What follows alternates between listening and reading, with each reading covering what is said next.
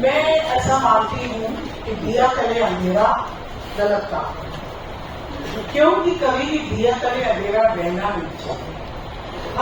मैंने बहुत सारी ऐसी संस्थाओं के बारे में देखा है जिनका शायद अपने शहरों में कम परिचय होता है, बाहर बहुत नाम होता है।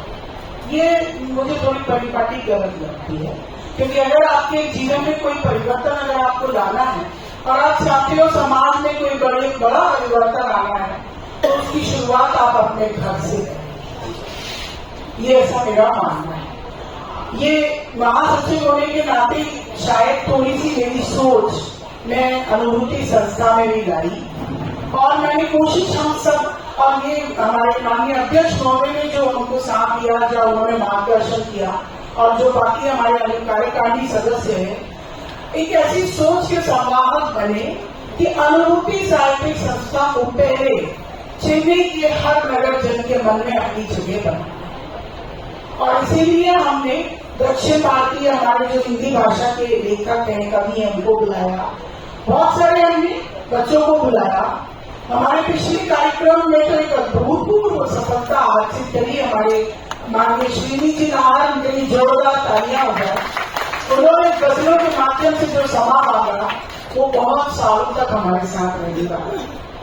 और जब यही कड़ी में मैं कुछ समय पहले मुझे मौका मिला और मैं शोभा जी से मेरा परिचय जितेंद्र जी ने करवाया, हम राष्ट्रीय स्वयं सेवक संघ के कार्यक्रम में मिले, और मुझे पता चला कि आप संस्कृत की प्रकांड पंडित हैं। आपने संस्कृत में बहुत सारी उपलब्धियां उपाधियां अर्जित की है, जिनके बारे में अभी शिल्पा जी आपको जीवन परिचय में बताएंगी।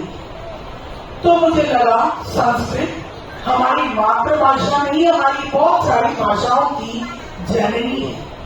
अगर आज हम इसे बोलते हैं कि अनुभूति साहित्यिक संस्था हिंदी को आगे बढ़ा रही है, कोशिश कर रही है, तो अगर आज इस मंच से हम संस्कृत का कुछ सुन लेंगे और उसे हम अपने कानों में श्रवण करेंगे, तो शायद एक छोटी सी परंपरा और चालू हो सके। तो आज शोभा जी को हमारे बीच में लाने का एक प्रमुख उद्देश्य हम सबका यही है।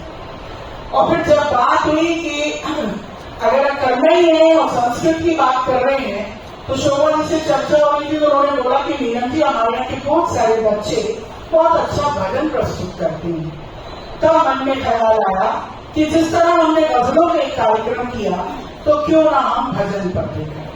और फिर सबकी सहमति हुई, तो आज के कार्यक्रम की इस तरह रूपरेखा बनी। तो यकीनन आज जो ये भजन संहिता है, ये धीरे धीरे सिंधु अपने कलकल प्रवाह में बहती हुई शायद हिंदी भाषा और संस्कृत भाषा के समागम के साथ में एक विशाल सागर में तब्दील होगी, परिवर्तित होगी। ऐसी विचारधारा के साथ आज के इस कार्यक्रम में जो पहला भाग होता है काव्य संध्या, उसके लिए तो मैं बुलाऊंगी, पर पहले मैं आमंत्रित करती हूँ हमारी माननीय सचिव महोदया श्रीमती शिल्पा जी जैन को, कि वो आचार्य शोभा वेदव्रत जी का जीवन परिचय प्रस्तुत करें, और फिर हम उन्हें प्रशस्ति पत्र और श्रावणी का सम्मान